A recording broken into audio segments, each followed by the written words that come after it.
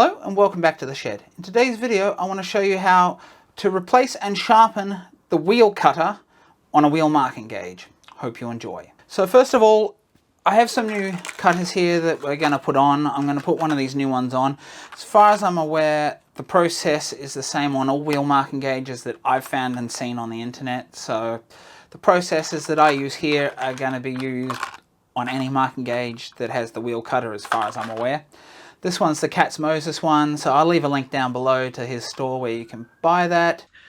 So for doing this, I'm going to use my 1200 grit diamond stone for sharpening up these wheels. However, you can use whatever stone you've got.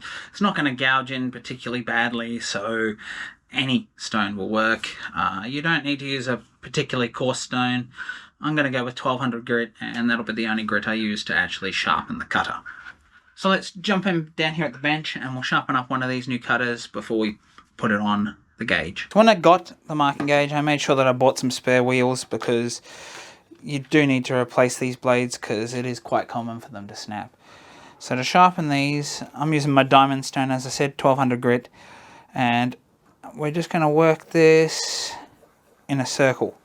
Now, because it is a cutter all the way around, I find this is the best way to do it rather than rubbing up and down in a line. This is going to help to prevent burrs forming quite as easily, and it's going to give a more rounded sharpening to it, just because it's a round cutter. Now, you can do this 50 to 100 times or for 30 seconds to a minute, and it should be pretty sharp. So the main reason I've got this strop is I'm going to come around and just pull small sections of that cutting edge with a single stripe, just to ensure that any burr that's there has been removed. And now that that's happened, this is now sharp. I just go back on here one little circle just to ensure there's no burr back on your front face, which you don't want. So now we're going to go ahead and install the wheel onto the marking gauge. With these wheel gauges, I like to move the stock out of the way, just lock it back a little bit. If we look up close here, we can see that there is a screw right on the top here. This is a PH1 screw, and we just need to undo that screw. Now, they can be done up and fairly firm the first time you undo them. This one's still firm, and this is the second cutter I've replaced on this in about a year.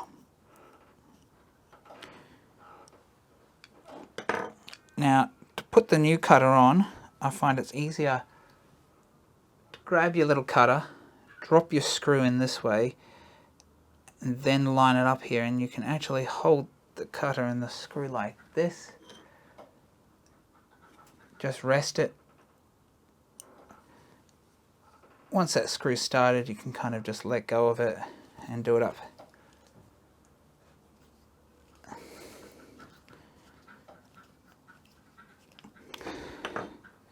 And then that's reattached. You just make sure it's done up and you're good to go ahead and use it. So just to prove that this is nice and sharp, we're going to just run a cut on this board here and we'll see how it goes. So I've just run that on here and the line is just here. Now, if you saw my last video on how to use these gauges properly, you would have seen that I got a little bit of tear out when I did this. And now this one, nice and sharp with a new blade, no tear out, nice, sharp, straight, clean line. So there you have it, folks. That's how you sharpen the wheel cutters on these wheel marking gauges. Make sure that it's working properly. Some of your cheaper ones might come with the wheels not sharp, and I always like to sharpen them when I first get them to ensure that they are sharp. And as you can see, it's a very straightforward process to sharpen the cutters, and also a very straightforward process to replace that cutter, so you've got a nice, good, new working marking gauge. So if you like this video, please consider liking and subscribing down here so we can get these tips out to other people like you and help them out too. If you'd like to support me a little bit further, please consider checking me out on Patreon. That's www.patreon.com/aussiewoodshed. Links in the description below. And if you'd like some more videos like this particular tip here, please check out the videos on the screen here right now. Bye for now.